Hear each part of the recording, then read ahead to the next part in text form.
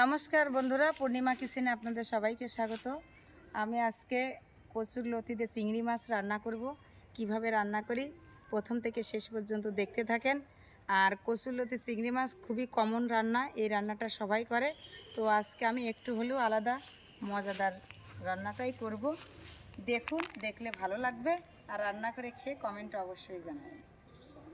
চলুন রান্নাঘরে যাই।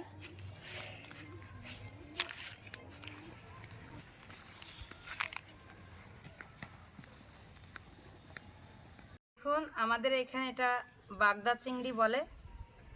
এবার চিংড়িটা দিয়েই আজকে কচুলতি রান্না করব। মাছটা প্রথমে কেটে নিচ্ছি।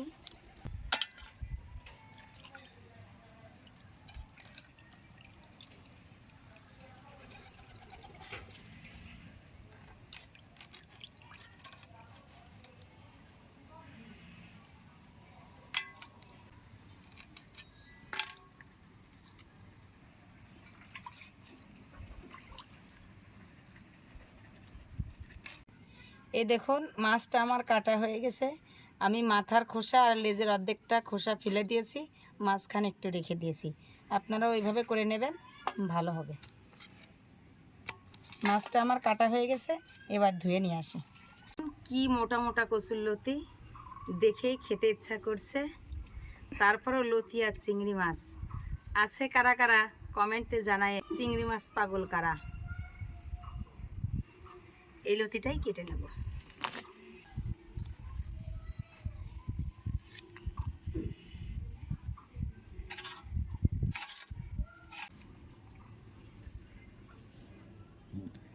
লতিটা এইভাবে কেটে নিচ্ছি। এই লতিটা কাটতে কিন্তু একটু অসুবিধা হচ্ছে না। এরকম সুন্দর করে একটু আঁচড়ে নিতে হবে, নিয়ে টান দিলেই খোসাটা উঠে যাচ্ছে। এই দেখুন,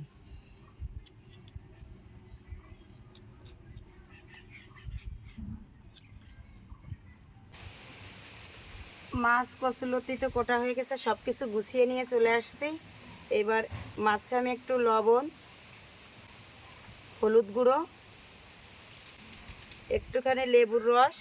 চিংড়ি মাছে লেবুর রস না দিলে একটা আলাদা সেন্ট আছে, লেবুর রসটা দিলে পরে সেই সেন্টটা থাকবে না।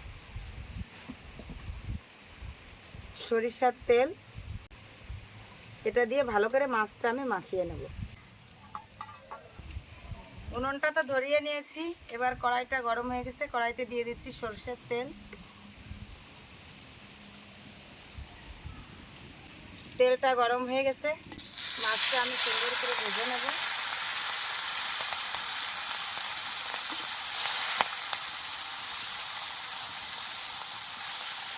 এর মধ্যে আমি কাঁচা লঙ্কা আর জিরে একসঙ্গে ভালো করে বেটে নিচ্ছি। গোটা জিরে, কাঁচা লঙ্কা।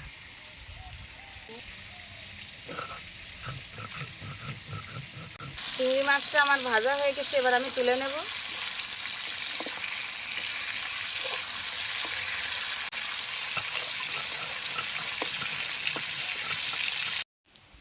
গোটা জিরে,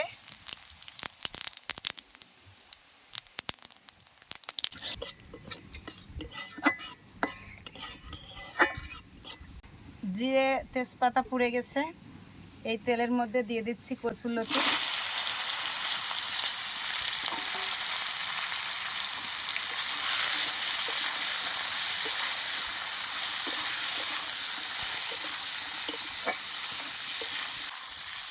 কচুলতি ভাজার মধ্যে দিয়ে দিচ্ছি লবণ, দিয়ে দেবো হলুদ গুঁড়ো, দিয়ে একটু এপিট ওপিট করে ভালো করে নাড়ব, ভালো করে যেন হলুদ লবণ মিশে যায়।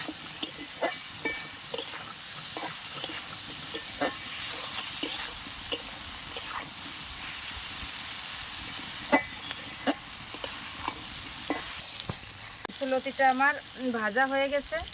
এই কচুলতির মধ্যে আমি জিরে কাঁচা লঙ্কা বাটা দিয়ে দিচ্ছি। দিয়ে দিচ্ছি একটুখানি ধনিয়া গুঁড়ো,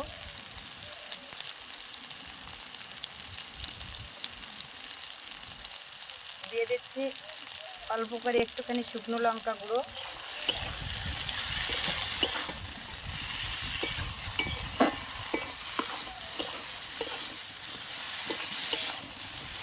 এটাই আমি পেঁয়াজ রসুন দিয়ে রান্না করছি না, যেহেতু আমার শাশুড়ির মা পেঁয়াজ রসুন খায় না, তার জন্য আমি এই পেঁয়াজ রসুন ছাড়াই কচুরলতি চিংড়ি মাছ রান্না করছি।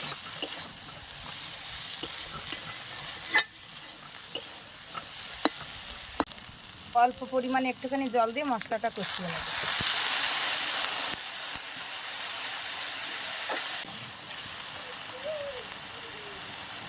মশলাটা আমার কষা হয়ে গেছে, এবার আমি এই তরকারিতে একটুখানি ঝোল দিয়ে দেব।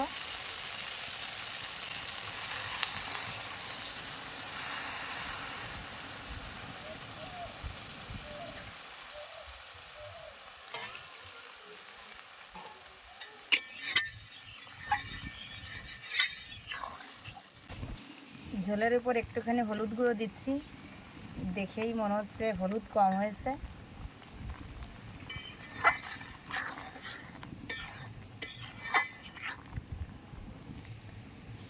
ঝোলটা আমার ফুটে গেছে, ঝোলের মধ্যে দিয়ে দিচ্ছি চিংড়ি মাছ।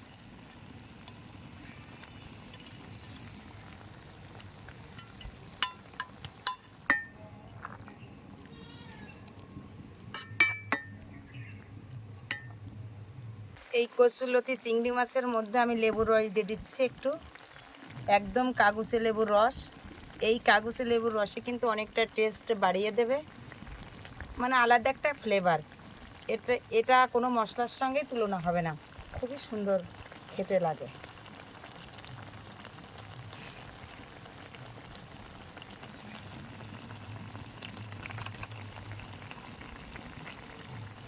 সব মশলাই দেওয়া হয়ে গেছে, এবারে ঢাকা দিয়ে দেব। দেখি ঢাকনাটা খুলে কেমন ফুটছে। একদম পারফেক্ট সময়ই ঢাকনাটা খোলা হয়েছে। এই দেখুন একদম গা মাখা।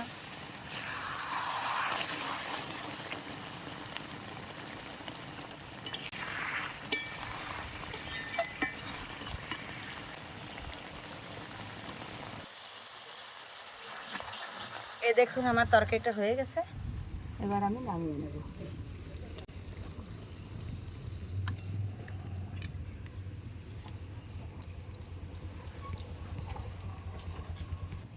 হয়ে গেছে আমার চিংড়ি মাছ দিয়ে কচুরলতির তরকারি। এবার টেস্টের পালা, খেয়ে দেখবে কেমন হয়েছে, সেটাও আপনাদের সঙ্গে শেয়ার করা হবে। আমার চিংড়ি লতিটা হয়ে গেছে, ও খাওয়ার জন্য রেডি, খাওয়ার জন্য চলে আসছে। জানেনই তো যে আমার বোনটা কত লোভী, ভালো কিছু হলেই শুকতে শুকতে চলে আসে।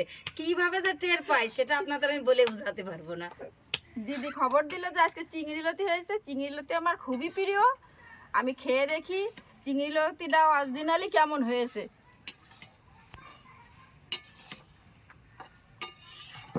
দেখুন চিংড়ি লতিতে কত বড় বড় চিংড়ি দিয়েছে, আমাদের দেশের চিংড়ি তো অনেক সুন্দর হয়।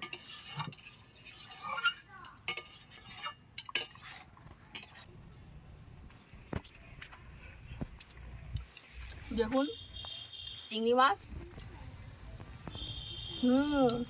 তরকারিটা সেই স্বাদ হয়েছে, সত্যি অনেক সুন্দর হয়েছে। আপনারা এইভাবেই রেসিপিটা দেখে করে খেন, খেয়ে দিয়ে তারপরে আমাদের কমেন্ট করেন। লাইক শেয়ার কমেন্ট করেন, আর পূর্ণিমা কিচেনের সাথে থাকেন, আমার দিদির একটু হেল্প করেন অনেক রকম টিপস দিয়ে।